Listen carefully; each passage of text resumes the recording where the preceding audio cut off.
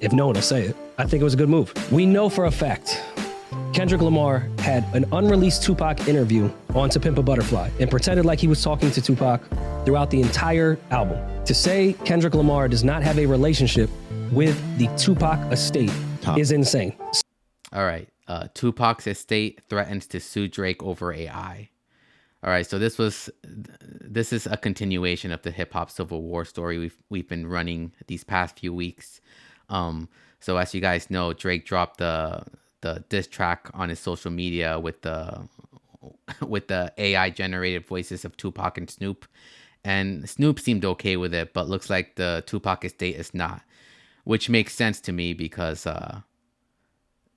Kendrick's To Pimp a Butterfly was built around an interview with Tupac. So obviously they're going to be Team Kendrick.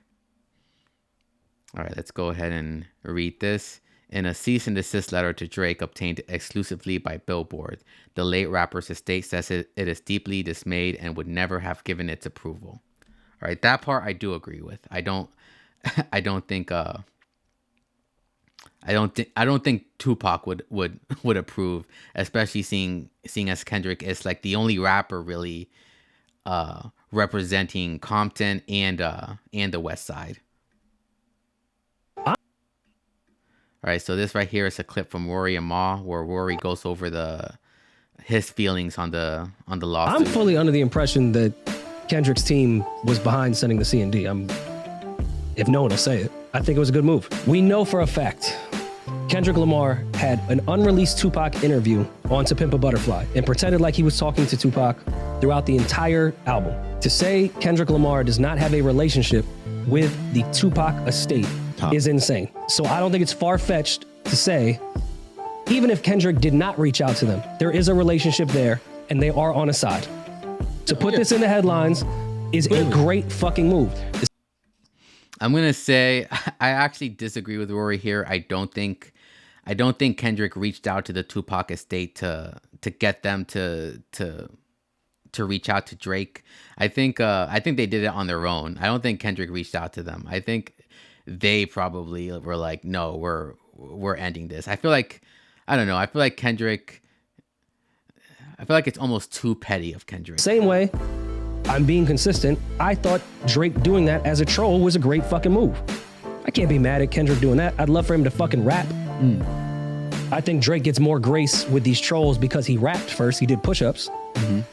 But if Kendrick's trying to buy himself some time, yeah, this makes that troll look a little goofy if it appears like Tupac's family is upset. I hate to share like any. I will say the other thing is, if that lawsuit, which I don't think it's gonna go through, but if that lawsuit does go through, it'll be the first like major AI lawsuit, and it'll definitely be like a very impactful lawsuit because it'll set the precedence for all AI going forward. So like, can artists sue, companies for using their voices without their permission?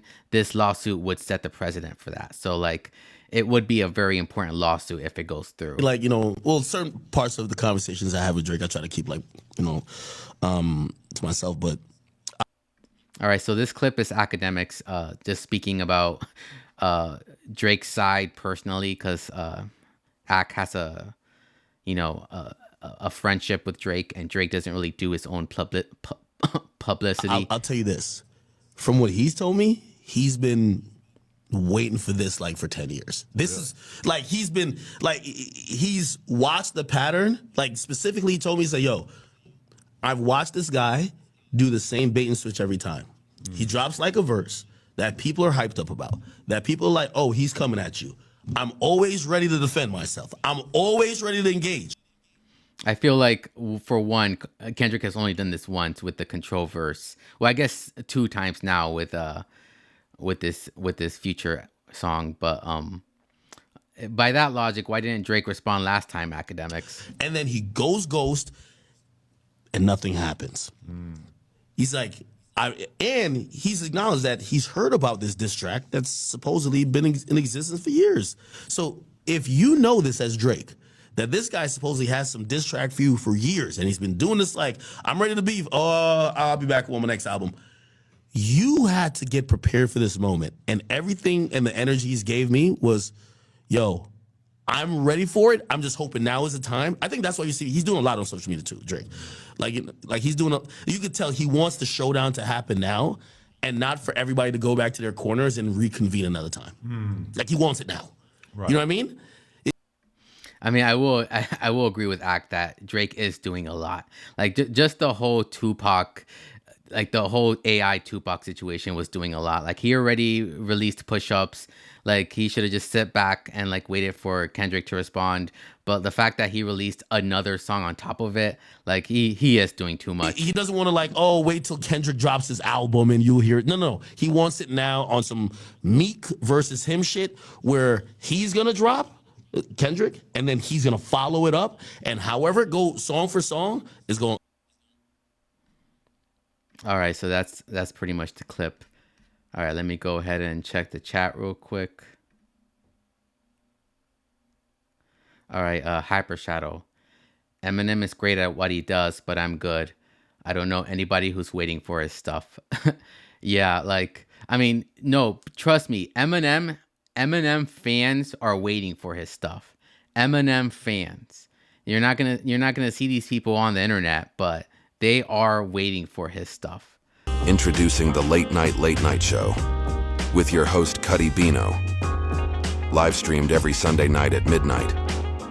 Search Cuddy Bino on YouTube to catch the first episode.